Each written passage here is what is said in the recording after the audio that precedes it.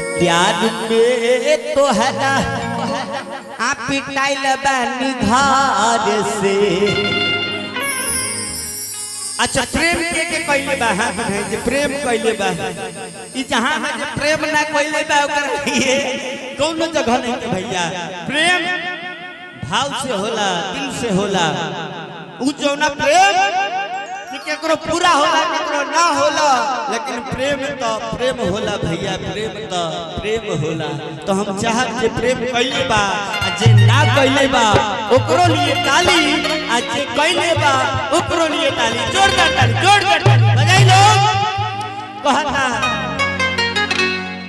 लइका कहता कौना भाव में कि प्यार में तोहरा तड़क तुम तड़क तुम कहता। देखिए कौन भाव में कहता प्यार में तोहरा पिटाइल बानी घर से नहीं मिलता बाबू जी के डर से। ताली बजने चाहे ताली बजाई लोग। 1 2 3 4 भाई हाथ खोली। प्यार में तोहरा पिटाइल बानी घर से नहीं मिलता बाबू जी के डर से। हम तकीर गई सभा का नजर से। ए भैया हम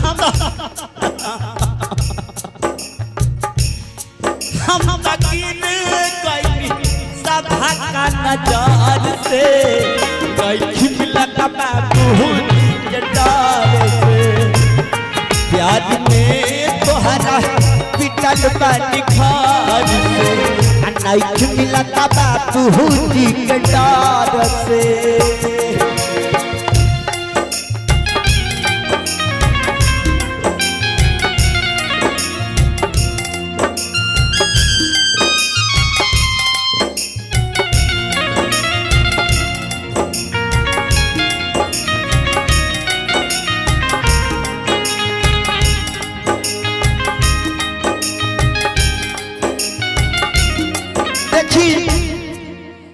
मीठा मीठा मीठा मीठा मीठा ई विजय पासवान जी बाड़न दिलारपुर के।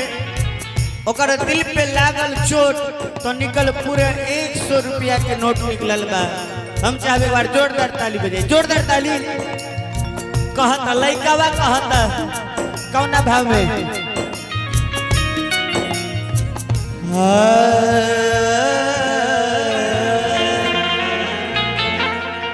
क्या करते थे साजना तुम हमसे दूर रह के।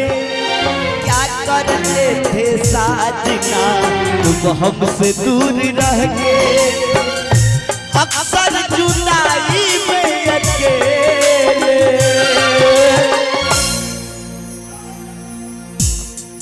छुप छुप के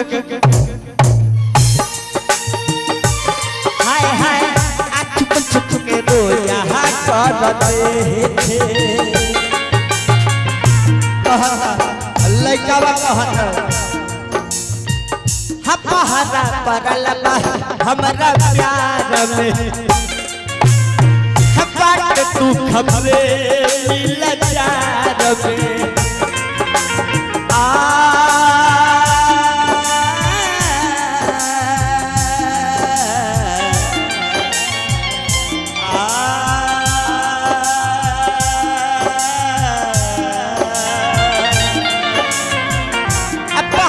परल बा हमारा प्यार में बात तू खबरे मिल चार में। तुझे कहीं बकरे जा तुझे कहीं बकरे जा मर जाई जहर से नहीं मिलता बाबू जी के डर से। प्यार में तोहरा पिटल बानी घर से नहीं मिलता बाबू जी के डर से। प्यार झूठा सही दुनिया को दिखाने आजा कहीं दुनिया को दिखाने आजा, तू किसी और से मिलने के बहाने आजा, तू किसी और से मिलने के बहाने आजा।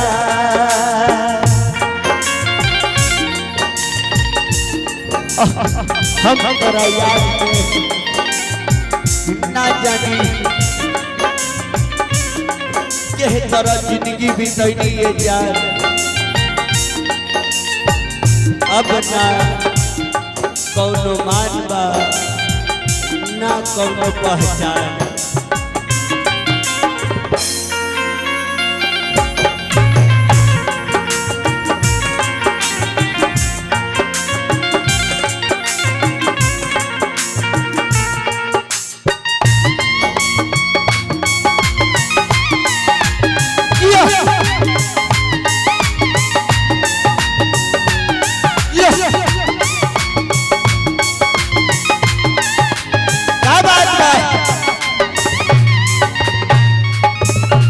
लड़का भैया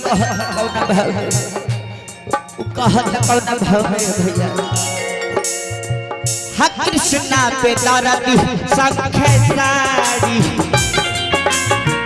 राज कमला बाबा के सुनाई।